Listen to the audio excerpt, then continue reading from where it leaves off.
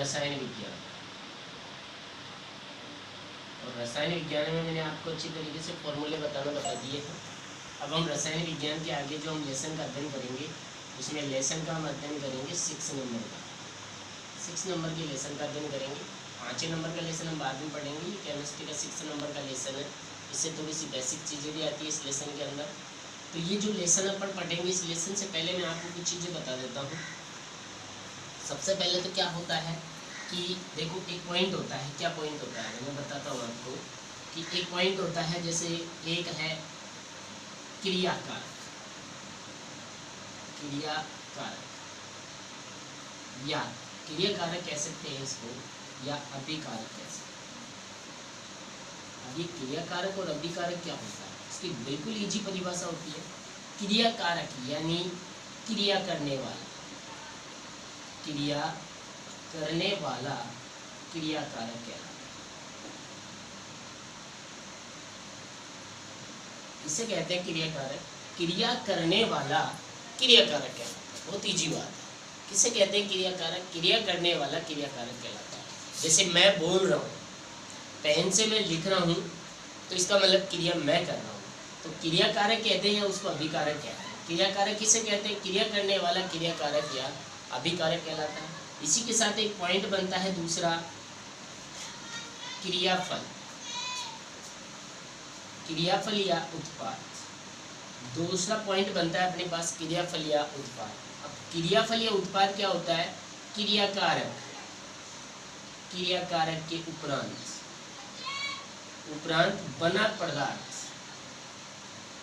क्रियाकारक के उपरांत बना पदार्थ क्या कहलाता है? क्रियाफल या उत्पाद कहलाता है। बहुत इजी बात है। क्रियाकारक किसे कहते हैं? क्रिया करने वाला क्रियाकारक कहलाता है। क्रियाफल किसे कहते हैं? इसके दौरान जो पदार्थ बन जाता है वो क्रियाफल कहलाता है। जैसे एक एग्जांपल डालता हूं मैं, दूध प्लस स्टार्ट इक्वल, यहाँ पर गया दही। अब ये दूध था और ये स्टार्ट है, जिसको हम जामन बोलते हैं, और ये दही बन गया। अगर मैं ये जामन नहीं डालूंगा तो दही बनेगा? दूध का कभी नहीं बन सकता। इसलिए ये जो स्टार्ट है वो इसके लिए किसका काम कर रही है? क्रियाकारक का काम कर रही है। किसका काम? क्रियाकारक का। तो ये तो है क्रियाकारक और ये है उत्पाद। तो क्रिया के दौरान क्या बन रहा है? दही बन रहा है, तो वो उत्पाद होता है। तो क्रिया करने वाला क्रियाकारक कहलाता है, क्रियाफल के उपरांत बना पदार्थ क्या कहलाता है? क्रियाफल कहलाता है। ये दो बातें थी, ध्यान से समझ लो आप इसको। क्रियाकारक किसे कहते हैं? क्रिया करने वाला क्रियाकारक कहलाता है।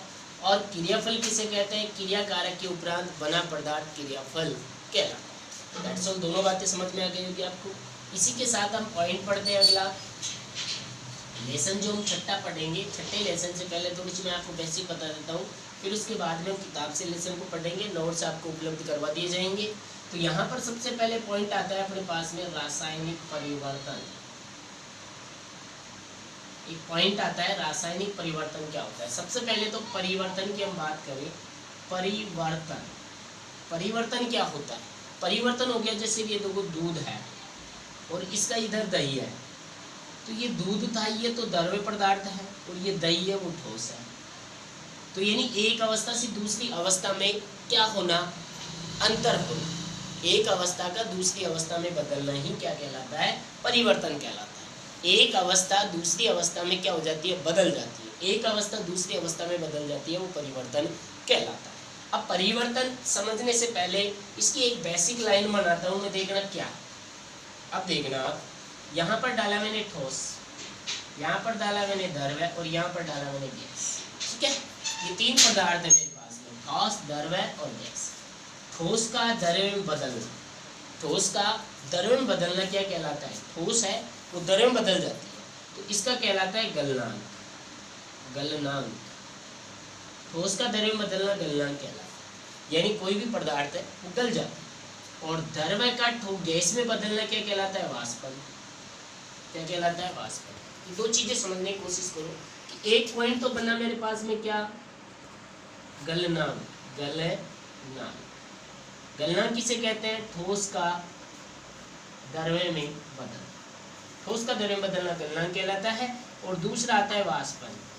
वाष्पन या वाष्पीकरण, तो इसका मतलब होता है द्रव्य का गैस में बदलना। किसमें बदलना? द्रव्य का गैस में बदलना वाष्पन कहलाता है, ठोस का द्रव्य में बदलना गलनांक कहलाता है। ये दो बातें हो गई।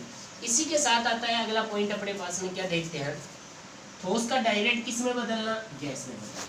ये कहलाता है उदर्वपातन। क्या कहलाता है, उदर्वपातन। यानी कोई भी ठोस पदार्थ है वो किस में बदल जाती है, गैस में। जैसे इसके लिए एग्जाम्पल लिए मैंने, क्या, कपूर।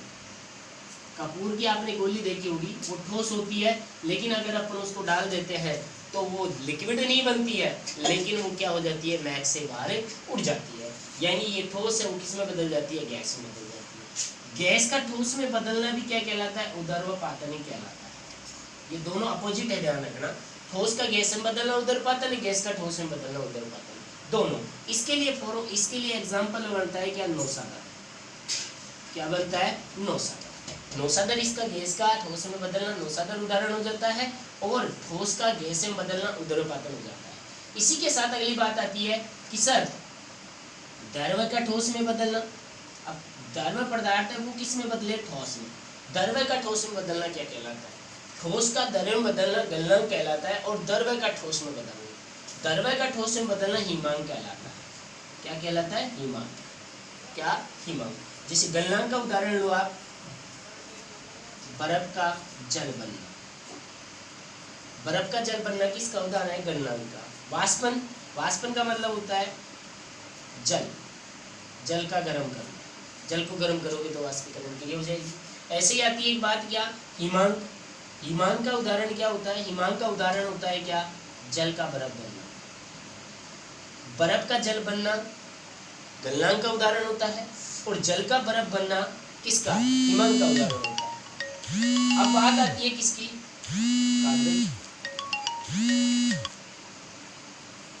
गैस का द्रव्य बदलना। किसका, गैस का द्रव्य बदलना। गैस का द्रव्य बदलना कहलाता है क्या, संघनन। क्या कहलाता है, संघनन कहलाता है। यानी गैस होती है वो द्रव्य में बदल जाती है, उसे संघनन कहते हैं। और द्रव्य का ठोस में बदलना हिमांक कहलाता है, ठोस का द्रव्य में बदलना गलनांक कहलाता है, द्रव्य का गैस में बदलना वाष्पन कहलाता है, गैस का द्रव्य में बदलना संघनन कहलाता है, द्रव्य का ठोस में बदलना हिमांक कहलाता है, और गैस का ठोस में बदलना उदर्वपातन, या ठोस का गैस में बदलना उदर्वपातन कहलाता है। ये सब क्रियाओं में क्या होता है, परिवर्तन होता है। ये क्या हो रहे हैं, सब में परिवर्तन हो रहा है। यानी ये बदल रही है, आपस में एक दूसरी चेंज हो रही है, तो एक दूसरी का चेंज होना क्या कहलाता है, परिवर्तन कहलाता है। यानी यही बदलना, एक अवस्था से दूसरी अवस्था में जो परिवर्तन होता है वही क्या कहलाता है, बदलना क्या कहलाता है, परिवर्तन कहलाता है। अब ये परिवर्तन हो गया अपने पास में। एक ये जो परिवर्तन है, ये परिवर्तन अपने पास में एक सिंपल तरीके से होता है। कौन से तरीके से, सिंपल तरीके से।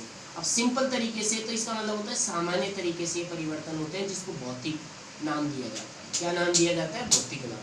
जो सिंपल परिवर्तन होते हैं वही भौतिक नाम होता है। जैसे मान लो सिंपल परिवर्तन में कैसे, आपने देखा होगा, जैसे कोई भी पदार्थ है, अब वो कोई भी, जैसे व्हाइट पदार्थ है, ये सफेद बोर्ड है, ब्लैक बोर्ड नहीं है, ये व्हाइट बोर्ड है। इस व्हाइट बोर्ड पे अगर मैंने कोई ब्लैक कलर का कोई निशान लगा दिया, तो इसका मतलब इसमें क्या हो गया, परिवर्तन तो हो गया ना।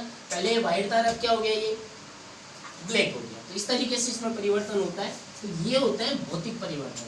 अब इसमें परिवर्तन की परिभाषा आपको समझ में आएगी होगी, परिवर्तन क्या होता है, परिवर्तन की डेफिनेशन अच्छी तरीके समझ में आ गई होगी, परिवर्तन किसे कहते हैं। बात आती है परिवर्तन। परिवर्तन की परिभाषा मैंने आपको बता दी है। इसके दो प्रकार होते हैं। एक प्रकार होता है इसका क्या, भौतिक परिवर्तन, और एक होता है रासायनिक परिवर्तन। अब भौतिक किसे कहते हैं, रासायनिक। पहले तो मैंने परिवर्तन बता ही दिया आपको। कोई भी अवस्था है, अवस्थाओं का बदलना, अवस्थाओं का बदलना क्या कहलाता है, परिवर्तन कहलाता है। अवस्थाओं का बदलना परिवर्तन कहलाता है। पहला आता है भौतिक परिवर्तन, दूसरा आता है रासायनिक परिवर्तन। अब भौतिक परिवर्तन में क्या होता है कि अगर किसी भी पदार्थ में, किसी भी पदार्थ में परिवर्तन है, परिवर्तन है, किसी पदार्थ में परिवर्तन है, कोई पदार्थ है उसमें क्या हो रहा है, परिवर्तन हो रहा है। यानी कहने का मतलब क्या हो गया, जैसे ठोस का द्रव्य में बदलना और द्रव्य का ठोस में बदलना, ये उदाहरण है भौतिक। जल का बर्फ और बर्फ का जल, जल का तो बर्फ बनना और बर्फ का जल बन गया। ये किसका उदाहरण है? भौतिक का। क्योंकि भौतिक परिवर्तन में अगर हम किसी एक वस्तु से कोई वस्तु बना दी जाती है और उस बनी हुई वस्तु से वापस वो वस्तु प्राप्त कर दी जाती है, वो भौतिक परिवर्तन कहलाता है। क्योंकि इसके अंदर जो संगठन होते हैं, क्या संगठन, इसके संगठन नहीं बदलते हैं। क्या नहीं होते हैं? संगठन नहीं बदलते हैं। संगठन बदल गए इसका मतलब वो रासायनिक हो जाएगा, अगर संगठन नहीं बदले इसका मतलब वो भौतिक हो जाएगा। संगठन बदल जाते हैं वो भौतिक परिवर्तन नहीं कहलाता है, संगठन नहीं बदलते हैं वो भौतिक परिवर्तन कहलाता है। किसी पदार्थ के रासायनिक संगठन यानी संगठन नहीं बदलते हैं वो भौतिक परिवर्तन कहलाता है, और जिसके रासायनिक संगठन बदल जाते हैं वो रासायनिक परिवर्तन कहलाता है। अब जल का बर्फ बनना, यानी मैं बर्फ से जल बना सकता हूँ, और जल से मैं जल से बर्फ बना सकता हूँ, और बर्फ से मैं जल बना सकता हूँ, वापस उसी स्थिति में आ सकता है। जैसे ये बात आ गई। इसी के बाद में आता है क्या? ठोस का गैस और गैस का ठोस। तो ये किसका उदाहरण है? भौतिक परिवर्तन। यानी ठोस से गैस बना सकते हैं और गैस से हम ठोस बना सकते हैं। ठोस का गैस में बदलना और गैस का ठोस में बदलना क्या कहलाता है? भौतिक परिवर्तन कहलाता है। इसी के साथ आता है, जैसे अब इसी के साथ दूसरा उदाहरण देखना, आम उदाहरण, जैसे लकड़ी का काट। अब लकड़ी को काट दो आप, तो लकड़ी को काट दिया, जैसे ये 5 मीटर की लकड़ी थी, कितने मीटर की? 5 मीटर, और मैंने इसको काट दिया, 2-2 टुकड़े कर दिए, ये 2 मीटर की और ये 3 मीटर। तो ये नहीं काटने से पहले भी लकड़ी थी और काटने के बाद भी क्या है? लकड़ी है। यानी इसके संगठन नहीं बदल रहे हैं। बात लकड़ी की है कि यहाँ पर काटने से पहले भी लकड़ी और काटने के बाद भी क्या है? ये लकड़ी है। इसका मतलब इसके क्या नहीं पलटे? संगठन नहीं बदल रहे।